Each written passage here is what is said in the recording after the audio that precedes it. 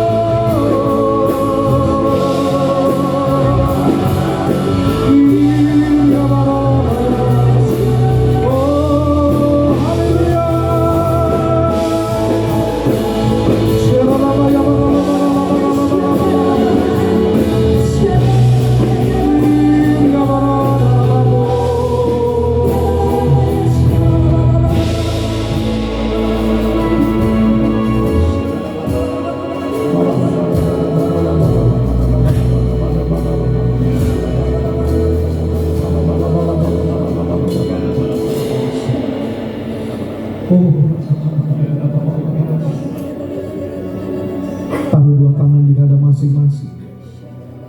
Sejenak terus alami persekutuan dengan Roh Allah, hadiratnya yang menjamah.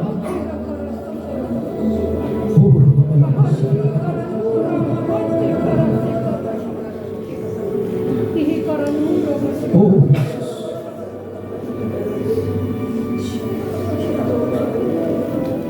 Dengar baik, Tuhan sedang meneguhkan iman umatnya, memperbaharui iman umatnya, bahwasanya setiap air mata, setiap doa yang engkau panjatkan tidak pernah sia-sia. Kalau Tuhan menutup satu musim, ialah karena Dia sedang membuka musim yang baru. Tuhan sedang memanggil umatnya untuk kembali berkobar dalam kasih-Nya yang semula.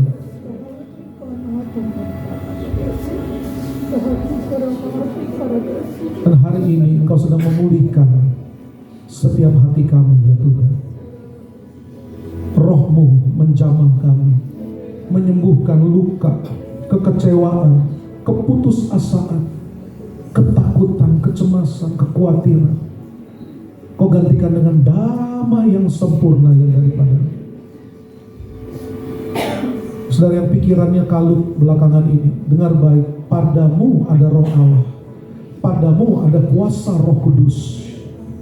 Saudara yang belakangan kalut hari ini pikiranmu, letakkan tangan kananmu di kepalamu masing-masing.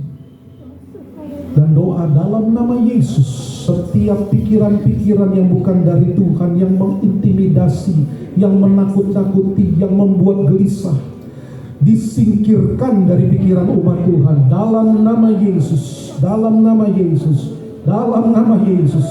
Terima damai yang sempurna, terima damai yang sempurna. Biarlah damai yang sempurna memerintah di pikiranmu saat ini dalam nama Yesus. Terima kasih Tuhan. Turunkan tangan saudara. Yakin Kau hadir di sini, ku rasa kuasa yang tak terbatas. Ku yakin Kau nyata di sini, kemenangan terjadi di sini. Pemulihan terjadi di sini. Mujizat-Mu, mujizat-Mu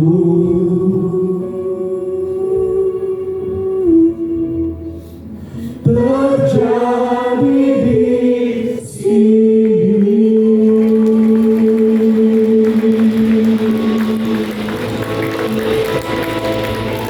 Roh Kudus, kami andalkan Engkau 100%. Sebab siapakah kami dapat memahami hati dan pikiran Allah Bapa kami, kecuali Engkau sendiri mewahyukannya kepada kami. Terima kasih Bapa, kami mau duduk diam. Ajari kami, tuntun pimpin kami, kenyangkan kami di hadirat-Mu. Dalam nama Yesus, sambut hadiratnya, sambut firman-Nya. Katakan, oh berikan kemuliaan buat Tuhan Yesus. Tepuk tangan yang meriah buat Allah kita. Haleluya. Amin. Silakan duduk saudara dikasihi Tuhan. Puji Tuhan. Selamat pagi semua. Shalom. Saya berdoa jemaat GBI Bukit Cimanggu City adalah terus jemaat yang mengalami kasih karunia demi kasih karunia, bahkan semakin hari semakin bertambah-tambah. Nah, mari kita membuka Alkitab kita. Saya ajak kita melihat kitab Yohanes pasal yang kedua. Kita mau lihat ayat 13 sampai ayat 17. Yohanes pasal 2 ayat 13 sampai ayat 17. Judul perikop yang diberikan oleh Lembaga Alkitab Indonesia adalah Yesus menyucikan bait Allah. Saya bacakan buat kita semua. Ketika hari raya Paskah orang Yahudi sudah dekat, Yesus berangkat ke Yerusalem. Dalam bait suci didapatinya pedagang-pedagang lembu, kambing domba dan merpati, dan penukar-penukar uang duduk di situ. Ia membuat cambuk dari tali, lalu mengusir mereka semua dari bait suci dengan semua kambing domba dan lembu mereka.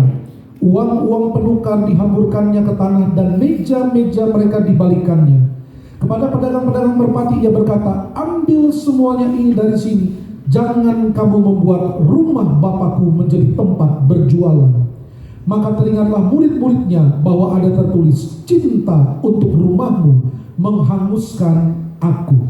Satu bagian lagi kita baca bersama-sama, yaitu dari Injil Matius pasal 21 ayat 12 dan 13. Lalu Yesus masuk ke bait Allah dan mengusir semua orang yang berjual beli di halaman bait Allah.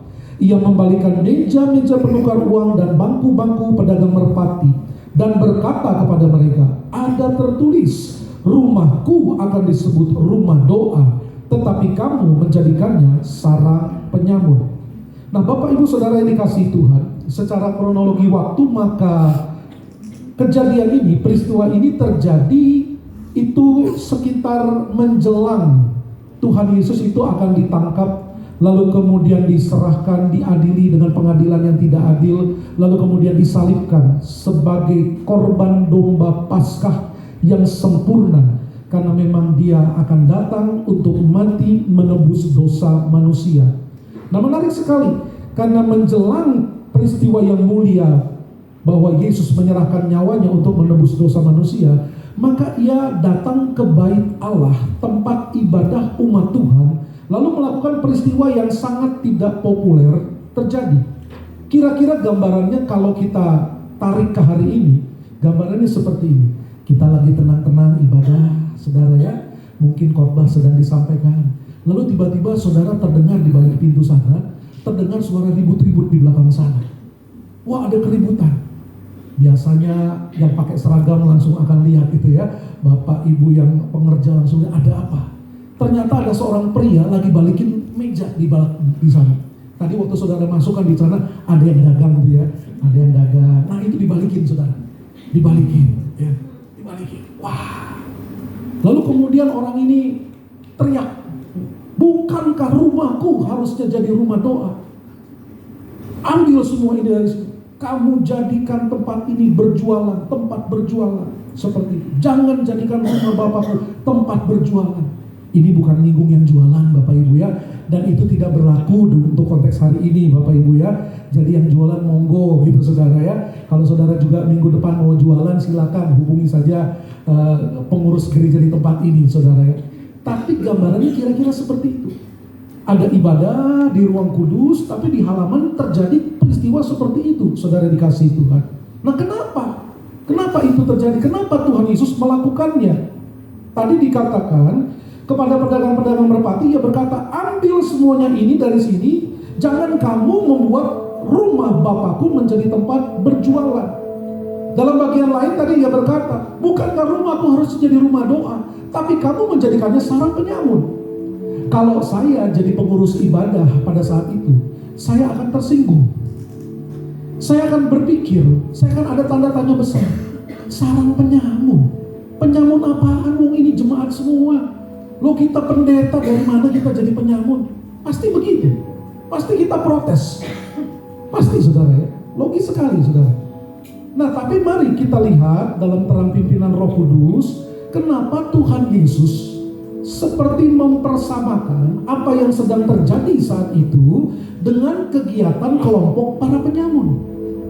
Nah, pada zaman dahulu, maka para kelompok penyamun, perampok, begal, itu akan melakukan aksinya, lalu kemudian setelah merampok, dan apabila yang dirampok melawan, mereka tidak sungkan-sungkan untuk melukai, bahkan kemudian membunuh, sehingga orang-orang pada zaman itu ketika bepergian dari satu kota ke kota lain, contohnya misalnya saya mengunjungi saudari saya di satu kota, lalu setelah saya kunjungi dan kami akan berpisah, maka perpisahan itu bisa jadi perpisahan sekali terakhir, belum tentu ketemu lagi.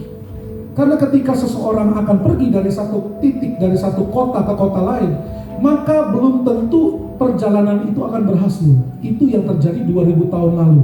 Karena keamanan sangat tidak terjamin pada masa itu. Mereka harus melintasi daerah yang sepi, Sehingga bahaya bisa muncul tiba-tiba, baik binatang buas maupun manusia yang jahat. Sehingga pada zaman dahulu, ya sekitar sekian ratus tahun lampau, di Inggris Raya dengan bahasa Inggris zaman baheula, kemudian ada istilah yang kita kenal sekarang sebagai satu kata, yaitu goodbye. Sebetulnya itu gabungan kata yang artinya sebetulnya awalnya adalah may God be with thee. Biarlah Tuhan menyertai kamu, biarlah Tuhan menyertaimu. Itu kemudian diringkas menjadi satu kata yang kita kenal, goodbye. Kenapa? Karena setiap kali orang mau pergi melintasi satu daerah, maka kemungkinan besar akan berjumpa dengan bahaya. Nah, para perampok yang kemudian berhasil merampok itu akan pergi ke sebuah tempat, biasanya gua, dance, sehingga dikenal sebagai dance of robbers. Gua tempat para perampok kumpul. Ngapain mereka kumpul di situ? Mereka akan membagikan hasil jarahan mereka.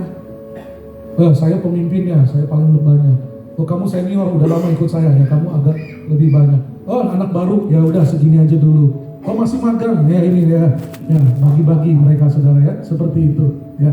Nah, menarik sekali karena Tuhan Yesus tadi berkata, bukankah rumahku harusnya jadi rumah doa, tapi kamu menjadikannya sarang penyamun. Pertanyaan kita, di mana penyamunnya?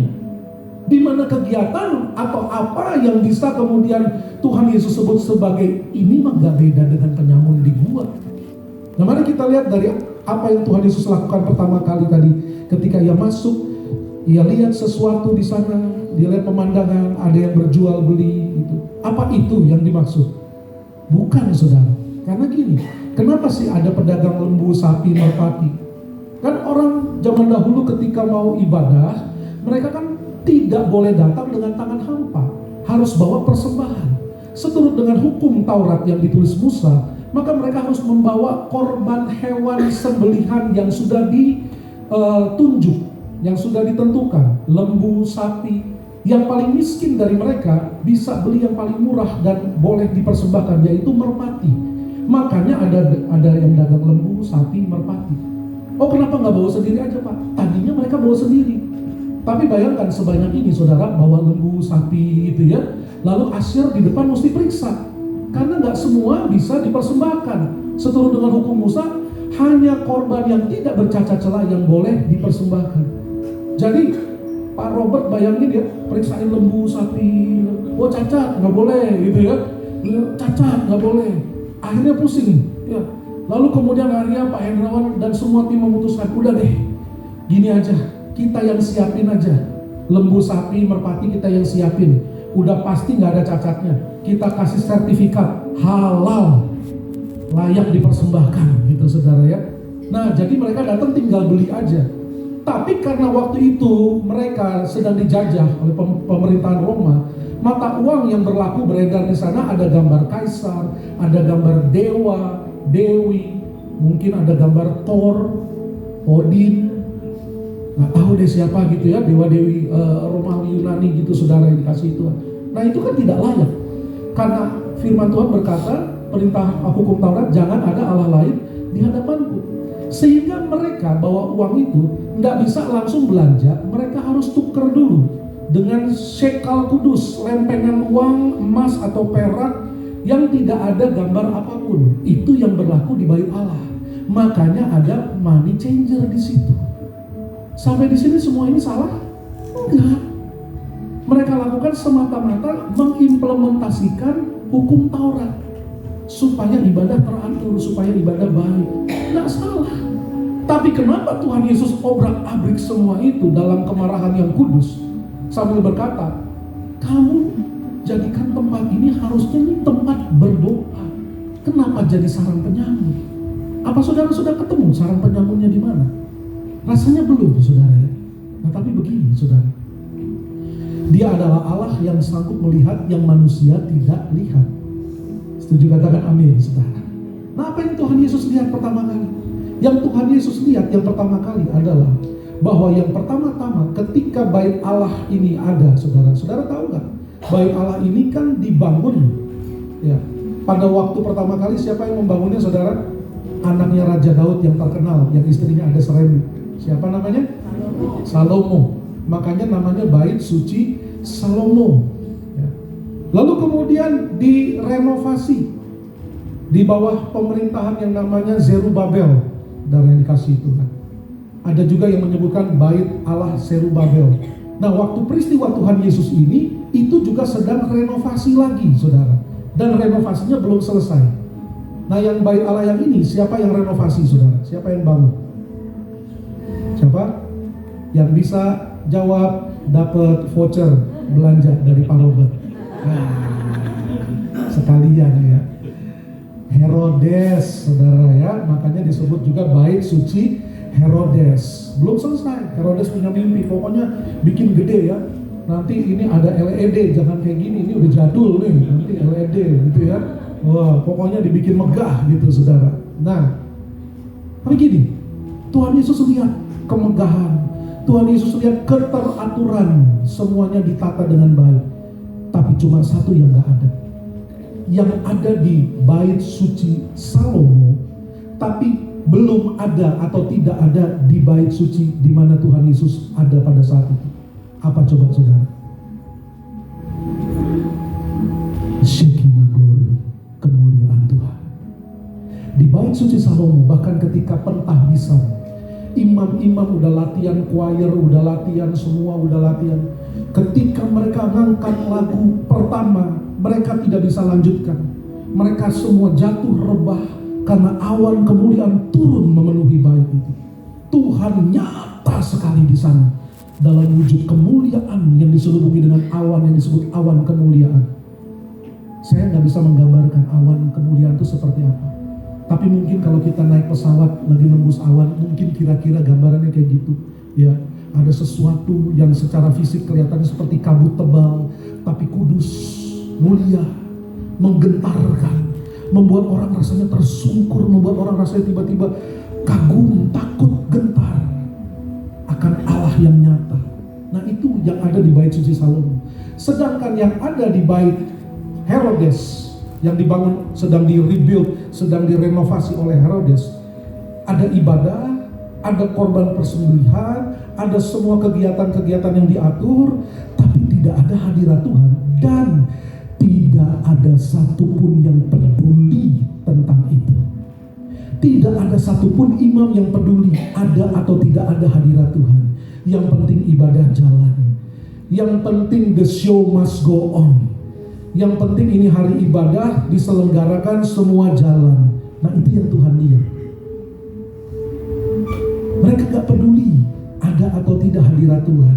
Yang penting ibadahnya berjalan. Ibadah satu selesai. Alah, masih banyak yang datang, ya udah bikin ibadah 2. Masih ada yang ngantri, udah selesai bikin ibadah 3. Ibadahnya jalan. The show is going on. Terus berjalan secara rutin. Tapi kemuliaan Shekinah sudah tidak ada. Itu yang pertama. Yang kedua, kenapa Dance of Robbers? Di sana tadi, di Dance of Robbers, di tempat para begal itu membagikan hasil rampasan, biasanya mereka ngumpet di gua. Ya. Mereka bagikan. Mereka ambil yang bukan milik mereka, lalu mereka bagikan untuk mereka-mereka sendiri. Yang pertama, mereka ambil bukan yang milik mereka. Namanya juga begal, saudara. Nggak ada begal gini, punten kenalin saya begal, permisi saya mau ambil ya. Kan nggak gitu, saudara ya. Langsung aja rampas. Nah, Tuhan melihat bahwa tanpa disadari oleh umat Tuhan pada saat itu, bahwa mereka sudah mengambil bagian yang bukan milik mereka. Bahkan itu adalah milik Tuhan yang gak boleh diambil. Apa itu? Kemuliaan hanya bagi Tuhan. Kejayaan hanya bagi Tuhan. Katakan amin. Nah, ini kan tanpa sadar. Sekali lagi, ini tanpa sadar. Tanpa sadar. Mereka mulai merasa lebih baik. Mereka mulai, tempat ibadah kita baik ya. Nggak kayak gereja yang di sono ya. Kecil, sepi, pinggir got gitu ya. Wah, tempat kita sih keren nih, keren. Jemaat itu juga keren-keren tuh. Minimal udah pada mandi semua. Nah, ini nih, Tuhan lihat. Ya. Betapa mereka tuh sepertinya menyembah, tapi tidak mengembalikan kemuliaan yang selayaknya untuk Tuhan. Itu yang pertama. Yang kedua, kenapa Tuhan persamakan dengan para penyamun? Karena para penyamun ketika membagi-bagikan hasil rampasan mereka, itu adalah untuk mereka. Nggak ada para penyamun tuh, ini kita buat pembangunan jalan yang di sana ya. Oh itu perbaiki jembatan di situ. Nggak ada, saudara, nggak ada. Itu tentang me, myself, and I. Itu yang Tuhan lihat. Bahwa mereka melakukan semua itu adalah tentang untuk diri mereka sendiri, keuntungan mereka, berkat bagi mereka, kepentingan bagi mereka. Sehingga yang ketiga, yang Tuhan lihat, tidak ada hati belas kasihan kepada jiwa-jiwa yang diwujudkan dengan doa untuk jiwa-jiwa. Makanya kemudian Tuhan tegur dengan keras, bukankah rumahku harusnya jadi tempat orang berdoa buat jiwa-jiwa? Bisa paham sampai di sini, saudara? Nah, apa pesannya buat kita hari ini? Saudara, kita sedang menyaksikan goncangan semakin menghebat hari-hari ini. Nah, goncangan selalu punya dua tujuan. Yang pertama, goncangan untuk dunia ini, bagi dunia ini, itu adalah bentuk penghakiman dari Tuhan akibat manusia menolak karya keselamatan yang Allah sediakan dalam Kristus Yesus. Sehingga kemudian Tuhan berikan goncangan terjadi dalam berbagai hal secara global hari-hari ini. Kalau sudah judulnya global, ya berarti Tuhan sedang beracara kepada semua bangsa, saudara dikasih itu. Artinya apa? Ini sudah di ujung dari akhir zaman. Bukan soal sekedar akhir zaman, tapi udah di ujungnya, saudara. Nah, lalu kemudian saudara, tapi atas gereja Tuhan, maka yang kedua, goncangan itu bukan untuk menghakimi, menghukum gereja Tuhan. Bukan. Tapi goncangan bagi kita gereja Tuhan adalah alat pemurni iman. Adalah apa, saudara? Alat pemurni iman.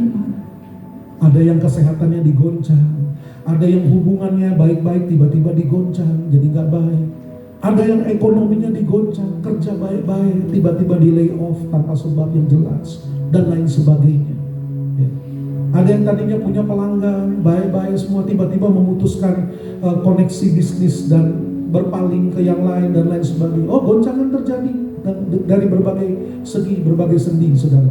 Tapi sekali lagi, buat kita gereja Tuhan, semua itu adalah alat pemurni iman. Pak Niko beberapa bulan lalu menyatakan satu hal tentang hal ini, di mana kita dimurnikan juga dalam bentuk dilemahkan. Diapakan Bapak Ibu? Dilemahkan. Ada yang kesehatannya dilemahkan, ada yang ekonominya dilemahkan, hubungan satu dengan yang lain tiba-tiba jadi renggang, jadi kurang baik dan lain sebagainya. Dilemahkan. Apa tujuannya? Supaya kita makin murni, supaya kita berpaling kembali. Bahwa yang pertama dan terutama dalam hidup ini ialah tentang Allah kita yang telah membeli kita, tentang Allah kita yang punya tujuan atas setiap kita, tentang Allah kita yang menantikan kita berfungsi di tengah-tengah goncangan ini. Dan yang paling Tuhan nantikan mengenai fungsi kita sebagai umat Tuhan di tengah goncangan yang semakin menghebat ini, Tuhan menantikan umatnya banyak menaikkan ukupan doa, dan doa. Karena melalui doa itulah maka sorga akan bergerak, saudaraku yang dikasihi Tuhan. Katakan amin. Kita berikan dulu tepuk tangan buat Tuhan kita. Oleh sebab itu gereja Tuhan, perhatikan, biarlah hari ini pesan ini kita terima dengan hati yang terbuka. Kita merendahkan hati supaya kita sungguh jadi seperti yang Tuhan kehendaki. Nah, jadi kita tiba pada kesimpulan bahwa Tuhan menghendaki kita untuk jadi rumah doa bagi segala bangsa. Ngomong sama-sama, 1, 2, 3. Rumah doa bagi, sekali lagi, rumah doa bagi segala bangsa.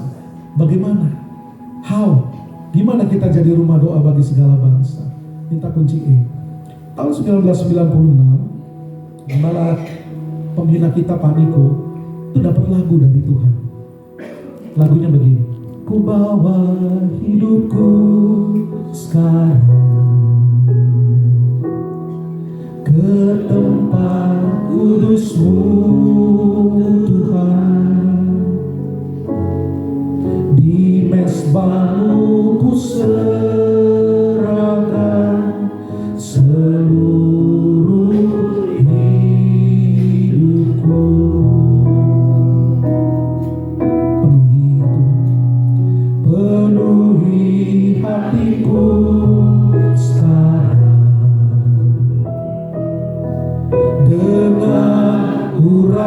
yang baru, agar aku lebih lagi mendengar suara-Mu. Jadikan aku, jadikan aku, jadikan aku Tuhan, rumah doa-Mu, agar semua suku bangsa datang menyembah-Mu. Jadikan aku Tuhan, jadikan aku Tuhan, rumah doa-Mu, agar semua suku bangsa datang menyembah. Yang pertama, saudara, multimedia boleh ke kalimat awal dari lagu ini. Dikatakan, ku bawa hidupku sekarang ke tempat kudus-Mu Tuhan. Saudara, jangan tunggu besok, tapi sekarang ambil keputusan, saya mau hidup makin kudus bagi Tuhan. Katakan amin. Ibrani berkata, kejarlah kekudusan, sebab tanpa kekudusan kamu tidak akan melihat Tuhan. Kata melihat itu artinya mengalami hadirat Tuhan.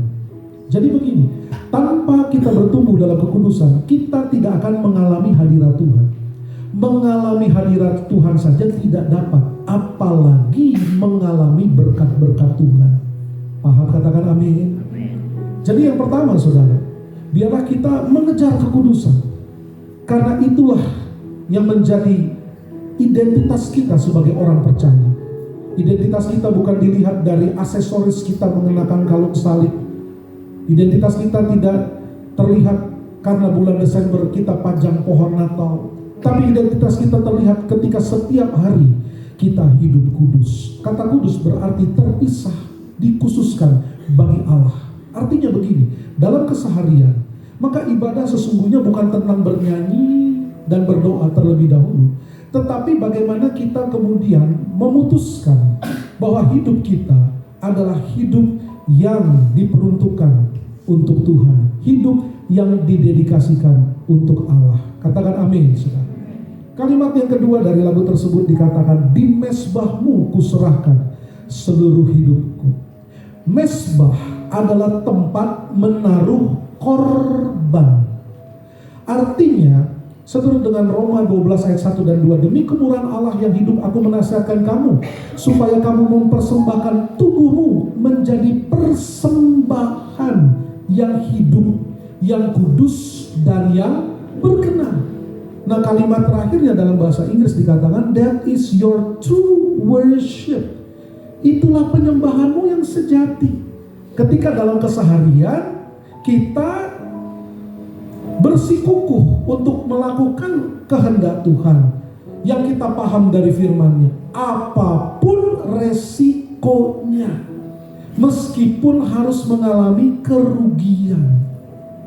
Contoh, karena tidak mau kompromi dan hanya mau tegak lurus ikut firman Tuhan, ada di antara umat Tuhan yang diganjal, gak bisa naik jenjang karir lebih tinggi, gak bisa dapat pangkat lebih tinggi, karena gak mau kompromi, mengkompromikan kebenaran. Yang lain korupsi berjamaah, cuma satu yang gak korupsi, satu-satunya di situ yang orang Kristen, jemaat BCC. Itu saudara. Saudara dikucilkan, saudara dibully, saudara diejek, tuh si haleluya datang tuh. Nah, kan gitu. Gak apa-apa, saudara. Katakan amin. Nah, ini dia, saudara. Lalu kemudian kalimat selanjutnya dari lagu itu dikatakan, boleh multimedia kembali. Nah, ini dia, ini penting.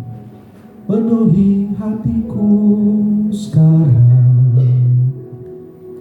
dengan urapan yang baru. Supaya apa, saudara? Agar aku lebih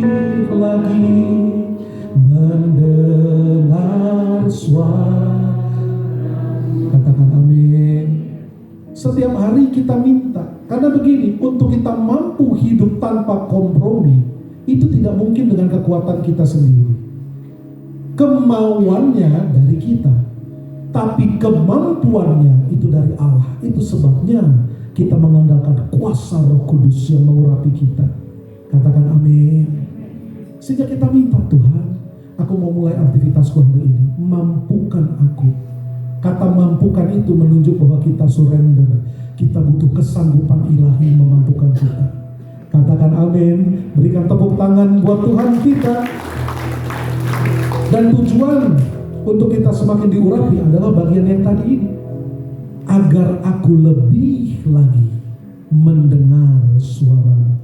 Sedangkan dalam worship, dalam doa, yang terutama bukanlah tentang kita menyampaikan, mempersembahkan. Itu amat sangat penting. Itu Tuhan nantikan. Tapi momen ultimate dari itu semua ialah ketika kita mendengar suara Tuhan. Ketika kita menyimak isi hati Tuhan. Dan untuk itulah kita diurapi. Roh Kudus akan membuat kita mampu mengerti isi hati Tuhan.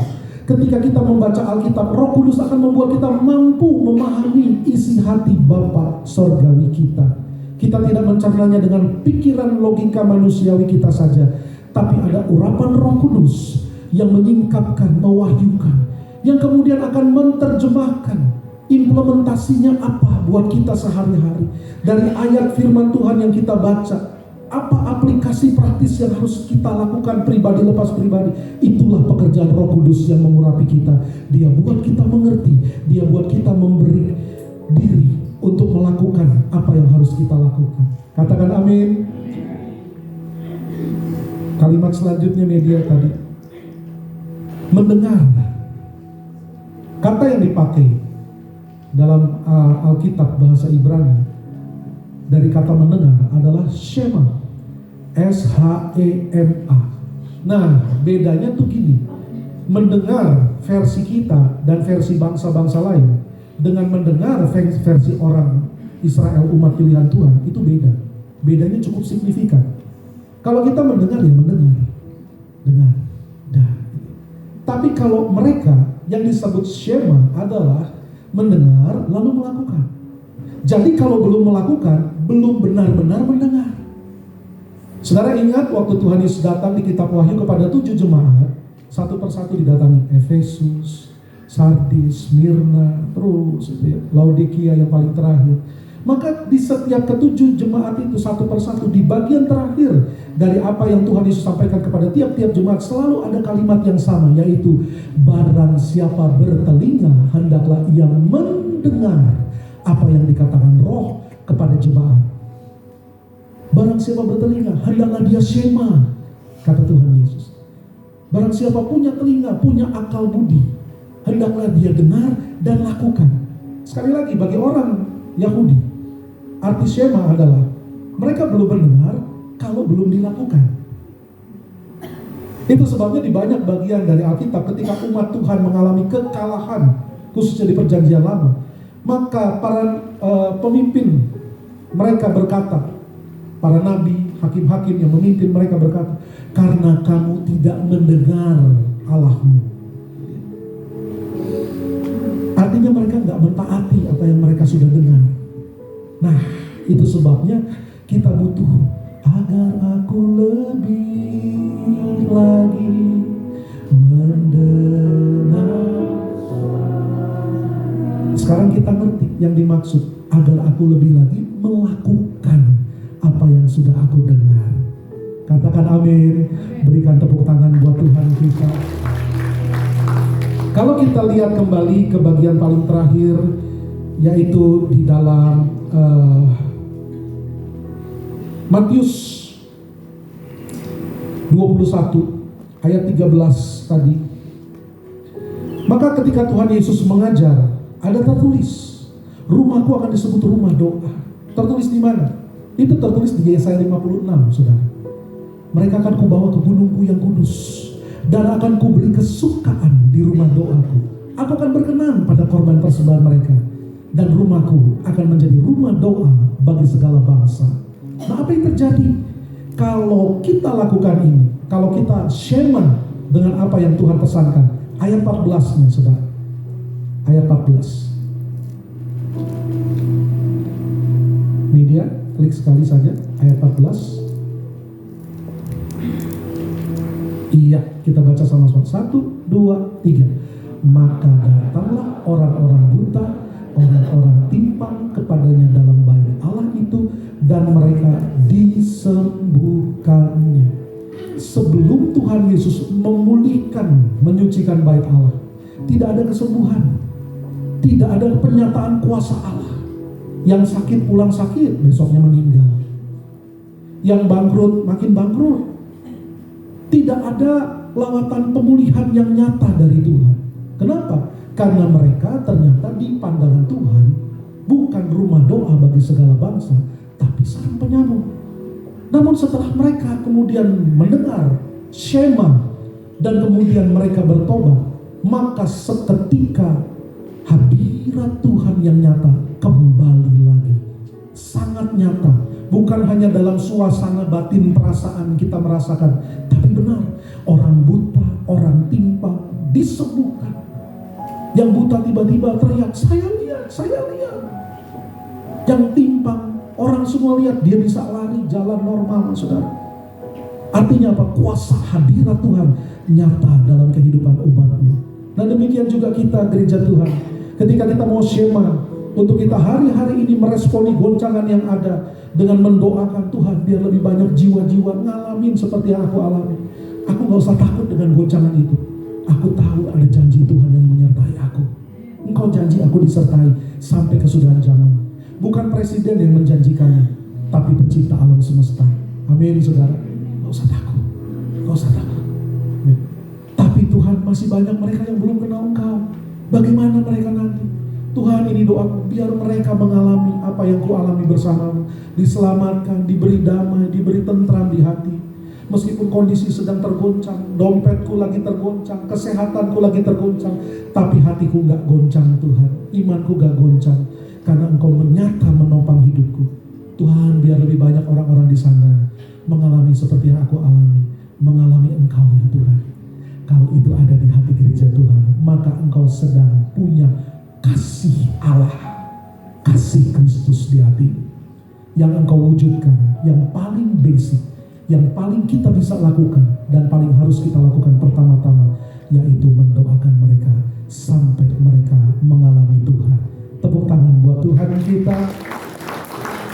Mari bangkit berdiri sama-sama. Ku bawa hidupku sekarang ke tempat kudus-Mu.